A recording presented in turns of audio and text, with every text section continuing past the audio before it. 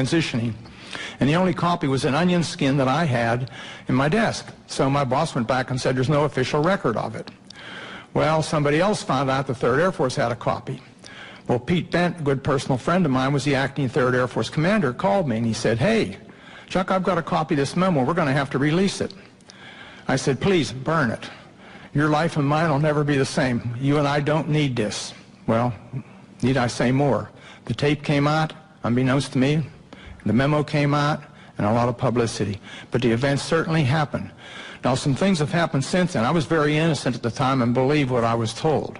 I asked the OSI if they had an interest, and I was told, "Oh, no, not at all." Wrong. I found out later that the airmen were, how shall I say, pretty harshly interrogated that were involved. I have never been debriefed.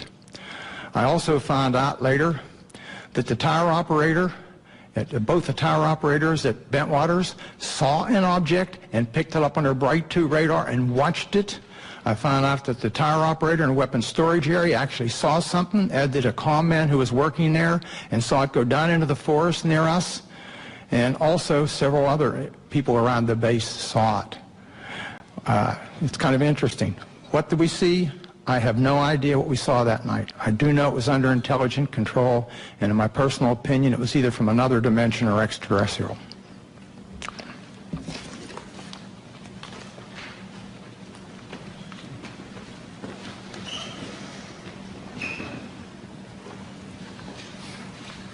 Good afternoon.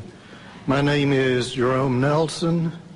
From 1962 to 1965, I was an Atlas F ICBM Deputy Missile Combat Crew Commander, assigned to the 579th Strategic Missile Squadron in Roswell, New Mexico. Sometime during the winter of 1963 through 1964, while I was on alert duty in the Launch Control Center at Atlas Site 9 west of Roswell, my topside security guard called me on the telephone and reported a bright light that is a fully illuminated round object was hovering silently over the missile silo and shining a light down onto it. I could tell that he was serious, and his voice revealed he was very frightened. After perhaps 5 minutes, the object left the vicinity. Even before it left, I called the base command post at Walker Air Force Base and reported the incident. I was concerned the object would somehow sabotage the missile. I was surprised by the response I received, being told that the command post would take on the unauthorized excursion under advisement. I was never debriefed by my commander or anyone else, which I found quite puzzling and frustrating. Over the next month or so, this type of incident occurred several more times while I was on duty at Site 9. I would estimate the total number as more than 3, but fewer than 10. On each occasion, I would call the command post, but each time my report was met with the same apparent indifference. During each of these incidents I witnessed, the guard would call the Launch Control Center and report the UFO. Several guards were involved over time and were all obviously frightened by the object hovering over the site. Their voices were actually trembling. Because of my duties in the Launch Control Center, I could not go topside and look at the objects myself. Only decades later I learned that at least one missile facility technician, Bob Kaplan, had been ordered to report to the Office of Special Investigations on base and make a report about the similar incident he had witnessed at Site 9 during the period. At the time, this development was kept from me and my missile commander.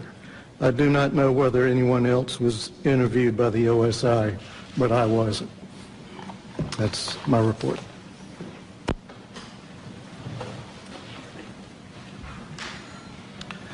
Well, good afternoon, ladies and gentlemen. My name is Patrick McDonough, and I'm here today to relate an experience that happened to me in September of 1966. It's 44 years ago. But that experience was so significant, it was basically burned in my memory. I haven't forgotten about it at all. But I am getting older, and I did want to put this experience and relate it on the record. A little background on me: I had enlisted in the Air Force in Berkeley, California, in first week of November 1962. At the onset of the Cuban Missile Crisis, it was going. I felt patriotic. And up to that time, I had been studying engineering in college. I had 3 years of engineering. And the Air Force, considering my background, trained me to be a geodetic surveyor.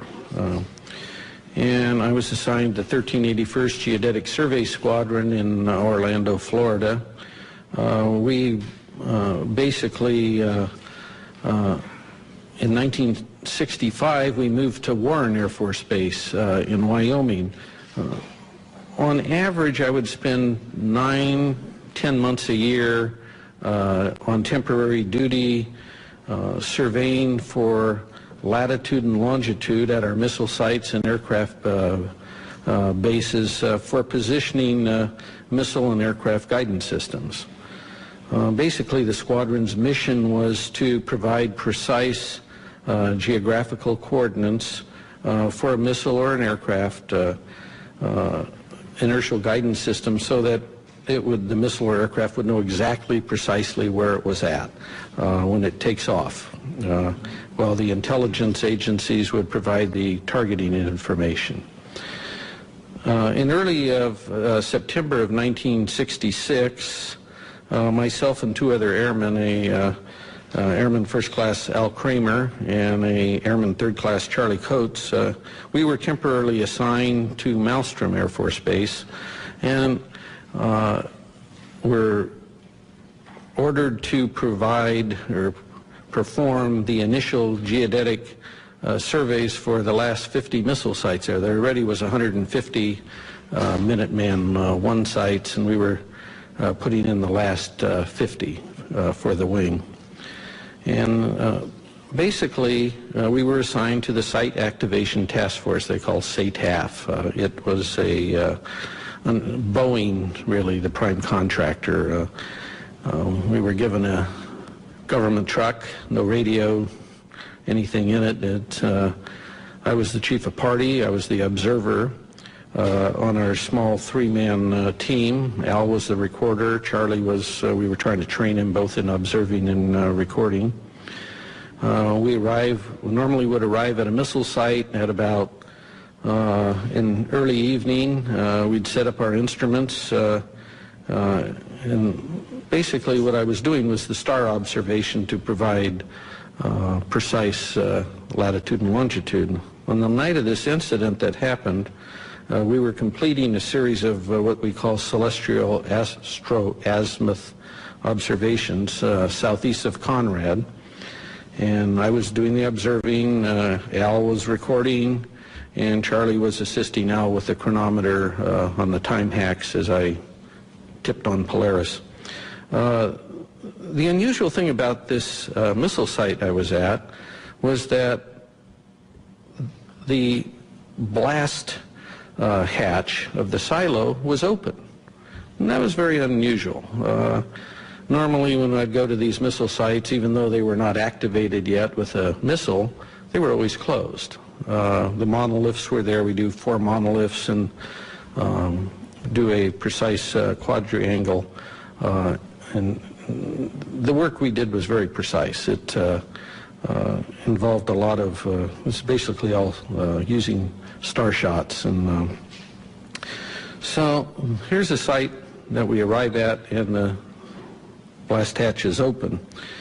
And we're nearing completion of the star observations. We had been to the other 3 monoliths, and I was at the monolith at the next to the hatch. And it was probably about 1:30, and a unidentified flying object came from the north and stopped right over us. I